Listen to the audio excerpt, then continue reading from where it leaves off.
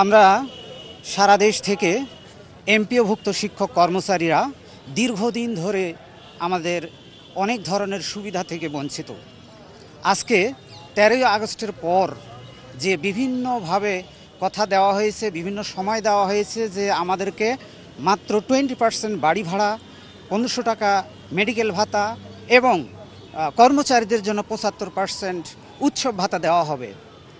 এইটা আমাদের অনেক চড়াই উতরাই পেরিয়ে সব কিছু রেডি করে আমাদেরকে জানানো হলো যে এই 10 অক্টোবরের আগেই আমাদেরকে সব দিয়ে প্রজ্ঞাপন দিয়ে দেওয়া হবে। কিন্তু দুঃখের বিষয়, এই প্রজ্ঞাপন দেওয়ার আগে মাত্র 500 টাকা এই বাড়ি ভাড়া বাড়িয়ে প্রজ্ঞাপন দিয়ে দেওয়া হলো এবং আমাদেরকে যেভাবে অপমান করা হলো, সেই অপমানের প্রতিবাদে আমরা আজকে গতকালকে থেকে এখানে অবস্থান করছি এবং আমাদের লাগাতার কর্মসূচি চলতে থাকবে।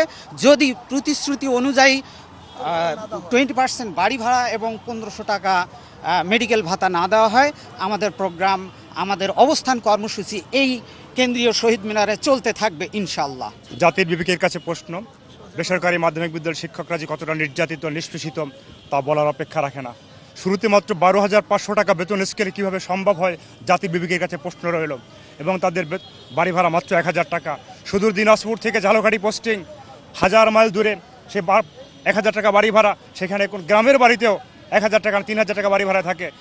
এমনকি সেই শিক্ষক বলেছেন যে স্যার, আমি যদি মারা যাই এখানে, আমার ডেড বডিটা বাড়িতে পৌঁছে দিয়েন, আমার পরিবারের সামর্থ্য নেই ডেড বডিটা নেওয়ার জন্য।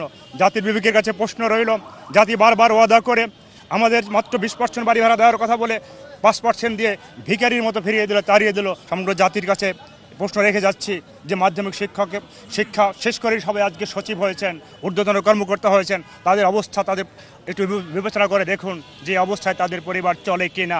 12,500 টাকা বেতন এবং 1000 টাকা বাড়ি ভাড়া, 500 টাকা মেডিকেল ভাতা। এমপিভুক্ত শিক্ষা প্রতিষ্ঠানগুলোতে শুধুমাত্র শহর অঞ্চলগুলোতে সেখানে বেতন সেশন চার্জ ভালোভাবে আদায় করা হয়। শুধুমাত্র তারাই শহর অঞ্চলগুলোর শিক্ষকরা পায়, কিন্তু প্রত্যন্ত অঞ্চল গ্রাম অঞ্চলের কোনো প্রতিষ্ঠানে বেতন দেয় না, সেশন চার্জ দেয় না।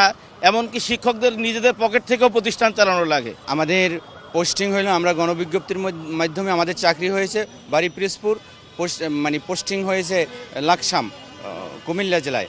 এখন আমাদের যে বাড়ি ভাড়া 20%, আমাদের এটা ন্যায্য দাবি। সরকার আমাদেরকে 20% বাড়ি ভাড়া দিয়ে দেখ।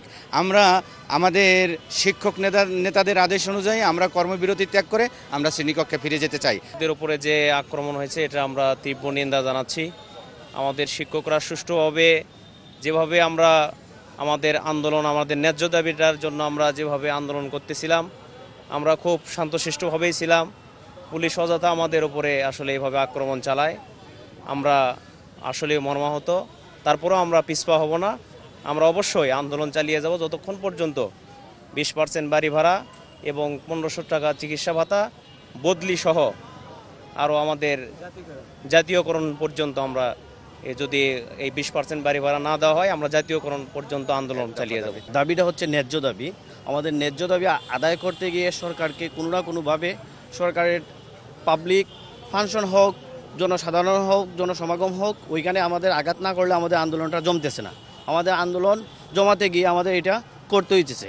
আর গতকালকে পুলিশ যেভাবে আমাদের শিক্ষকদের উপর হামলা, নির্যাতন, নিপীড়ন শুরু করছে, এই দেশে এটা কাম্য নয়।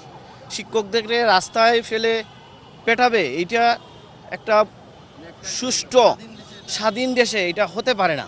দীর্ঘ 2 মাস আগে একটা আন্দোলন হচ্ছিল, ওই সময় আশ্বাস দেওয়া হয়েছিল যে আমাদেরকে বাড়ি ভাড়া বৃদ্ধি করে দিবে এবং চিকিৎসা ভাতা দিবে, কিন্তু এ পর্যন্ত দিচ্ছি করে দেওয়া হয় নাই।